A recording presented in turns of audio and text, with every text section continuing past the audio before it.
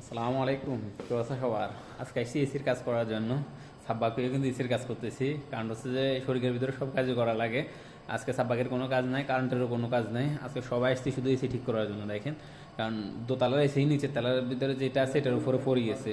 আরও খোলা, কারণ মাদ্রাসার ভিতরে ছোটো খোলাফানি মাদ্রাসা তো ভিতরের সাইড থেকে মনে হয় ধাক্কা দিচ্ছে না কীভাবে পড়ে গেছে, একটার উপরে আর একটা পড়ছে। তো এই দেখেন, এটার কিন্তু এখানে যে গ্যাসের যে পাইপগুলো আছে, পাইপগুলো একটা ভেঙে গেছে। এখন ওইটা লাহাম করা চলতেছে। আজকে সারাদিন শুধু কাজ এটাই।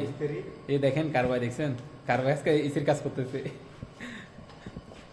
দেখেন ওরা তিনজনে কিন্তু এসির কাজ করে, ওই ওই এ রে আর এই একজন, ওরা তিনজনে এসির কাজ করে, আর আমরা দুজন, একজন কারবাই একজন সাব্বাকের কাজ করি। তো এই দেখেন, এটার জন্য গ্যাসও নিয়ে আসছি। গ্যাস হলো যে গ্যাস কত কিতনা হ্যাঁ ভাই? 222। আচ্ছা, 22 গ্যাস। এত কিছু তো বুঝি না, এসি সম্বন্ধে বুঝি না। তো টুকটাক তো এর সাথে কাজটা শিখতেছি যাতে আমরা এসির কাজ করতে পারি। তো ওয়ার্লিংটা কীভাবে করে আপনাদেরকে দেখাই।